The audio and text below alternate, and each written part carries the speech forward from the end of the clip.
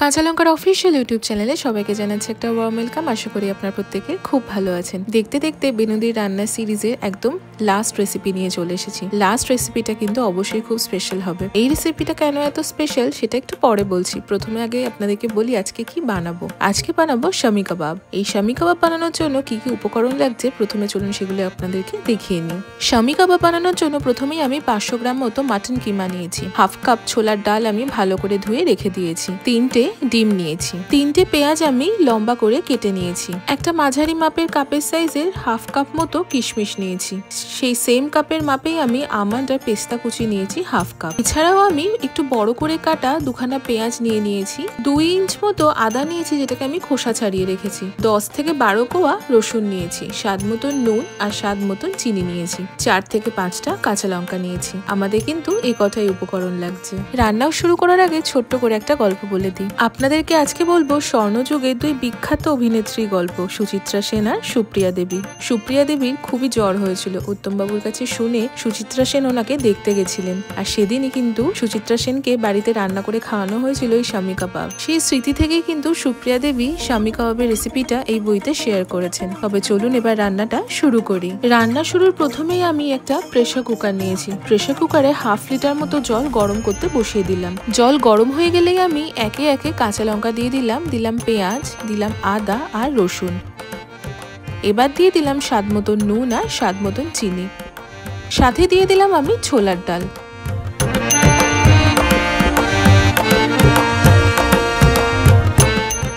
আর সবশেষে দিয়ে দিলাম মাটন কিমা। মাটন কিমাটা বাজার থেকে যখন আনবেন তখন কিন্তু মাটন কিমাটা অবশ্যই ভালো করে ধুয়ে আগে পরিষ্কার করে নেবেন। মাটন কিমাটা দিয়ে ভালো করে সবকিছু মিশিয়ে নেব। ভালো করে সবকিছু মিশিয়ে নিয়ে খানিকক্ষণ কিন্তু এটা ফুটতে দেব।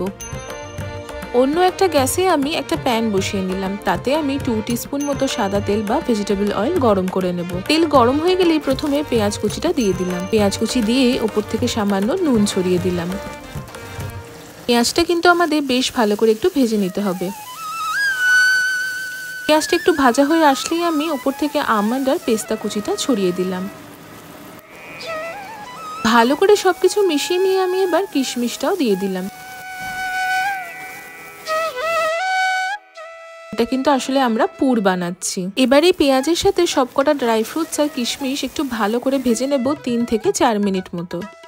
এই শামি কাবাবের রেসিপিটা কিন্তু সুপ্রিয়া দেবীর নিজের রেসিপি না। সুপ্রিয়া দেবী এই রান্নাটা শিখিয়েছিলেন মহেন্দ্র বাবুর্চির কাছ থেকে। মহেন্দ্র বাবুর্চি ওনার কাছে থাকতেন, সব ধরনের রান্না বান্না করে দিতেন সুপ্রিয়া দেবীকে। মহেন্দ্র বাবুর্চি কিন্তু সুপ্রিয়া দেবীর কাছ থেকেও অনেক সুন্দর সুন্দর বাঙালি রান্না শিখেছিলেন। এইদিকে দেখুন মাটন আর ডাল কিন্তু বেশ ভালো করে ফুটছে। আমার কিন্তু অন্যদিকে এই ড্রাই ফ্রুটস পেঁয়াজ সব কটা ভাজা হয়ে গেছে। আমি গ্যাসের ফ্লেমটা অফ করে দিলাম আর এটাকে একটু ঠান্ডা করে নেব। আপনাদেরকে একবার দেখাই মাটন আর ডালটা থেকে কিন্তু জলটা অনেকটাই শুকিয়ে এসেছে। এবার আমি প্রেসার কুকারে লিডটা দিয়ে দেবো। দিয়ে হাই ফ্লেমে 2টো হুইসেল বা সিটি পড়া পর্যন্ত কিন্তু ওয়েট করে নেব। মাটন কিমা সেদ্ধ হতে বেশি সময় লাগে না, তাই 2টো সিটি বা হুইসেল দিলেই কিন্তু হয়ে যাবে। দেখুন আমাদের মাটন কিমার ডাল কিন্তু একদম সেদ্ধ হয়ে গেছে। এবার এটাকে একটু ঠান্ডা করে নেব। মাটন কিমা ডাল ঠান্ডা হয়ে গেলে ব্লেন্ডারে আমি ট্রান্সফার করে নিয়ে ভালো করে ব্লেন্ড করে একটা স্মুথ পেস্ট বানিয়ে নেব। এই সময় কিন্তু কোনো রকম জলের ব্যবহার আর করবেন না। ভালো করে ব্লেন্ড করে নিয়ে আমি একটা প্লেটে ঢেলে নেব।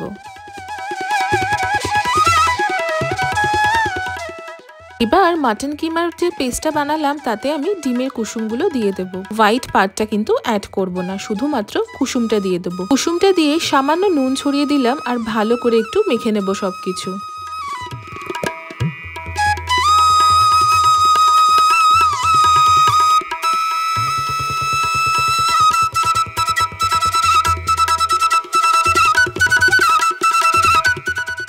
অন্যদিকে একটা বড় বাটিতে আমি ডিমের সাদা অংশটা নিয়ে ভালো করে কিন্তু একটু ফেটিয়ে নেব।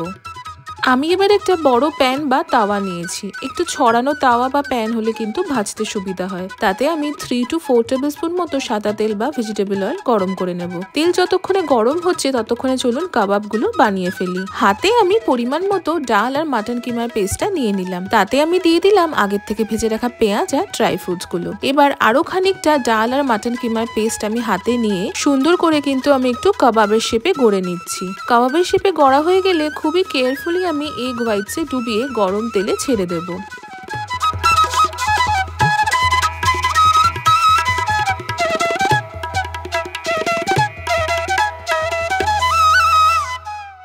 এইভাবে একে একে আমি সবকটা কাবাব কিন্তু বানিয়ে ফেলছি। বইতে ঠিক যেভাবে লেখা আছে আমিও কিন্তু সেভাবেই করছি, আর আপনারাও কিন্তু এইভাবে ফলো করলে করতে পারবেন, শুধু একটু কেয়ারফুলি করবেন তাহলেই হবে। এবার আমি একে একে সবকটা কাবাব ভেজে নেব। লো টু মিডিয়াম ফ্লেমে কিন্তু কাবাবগুলো ভাজবো। যেহেতু মাটনটা আগে থেকে সেদ্ধ করে পেস্ট করে নিয়েছি, তার জন্য কিন্তু কাবাবটা ভাজতে বেশি সময় লাগবে না। লো টু মিডিয়াম ফ্লেমে 4 থেকে 5 মিনিট এপিট ওপিট ভেজে নেব। হাই ফ্লেমে কিন্তু কখনোই ভাজবেন না। হাই ফ্লেমে ভাজলে বাইরের পোর্শনটা তাড়াতাড়ি কুক হয়ে যাবে, ভেতরটা একটু কাঁচা রয়ে যেতে পারে। দেখুন আমাদের শামি কাবাবগুলো কিন্তু পরপর ভাজা হয়ে গেছে। দেখতে যেমন সুন্দর লাগছে, খেতেও কিন্তু ভীষণ সুন্দর হয়েছিল। এবার আমি শামি কাবাবগুলো একটা সার্ভিং প্লেটে তুলে রাখছি। বেনুদি রান্নার বই থেকে শামি কাবাব বানিয়ে ফেললাম। কি মনে হচ্ছে? আপনারাও নিশ্চয়ই বাড়িতে এটা বানাতে পারবেন, খুব একটা কঠিন নয়। কেমন লাগলো আজকের এই শামি কাবাবের রেসিপিটা সেটা কিন্তু কমেন্ট সেকশনে জানাতে একদম ভুলবেন না। আর এই শামি কাবাব দিয়ে কিন্তু বেনুদি রান্নার সিরিজটা আমি শেষ করলাম। আবার তাড়াতাড়ি ফিরে আসবো বেনুদি রান্নার সিরিজ নিয়ে। এই বেনুদি রান্নার সিরিজে প্রত্যেকটা রেসিপিতে আপনারা অনেক অনেক ভালোবাসা দিয়েছেন। এই প্রত্যেকটা রান্নার কিন্তু একটা প্লে লিস্ট আমরা বানিয়েছি, সেটা অবশ্যই চেক আউট করবেন। দেখা হচ্ছে আবারও একটা খুব সুন্দর রেসিপির সাথে। ততক্ষণের জন্য ভালো থাকবেন, সুস্থ থাকবেন, আর কাঁচা লঙ্কাকে এইভাবেই ভালোবাসা সাপোর্ট দিতে থাকবেন। See you soon and happy cooking.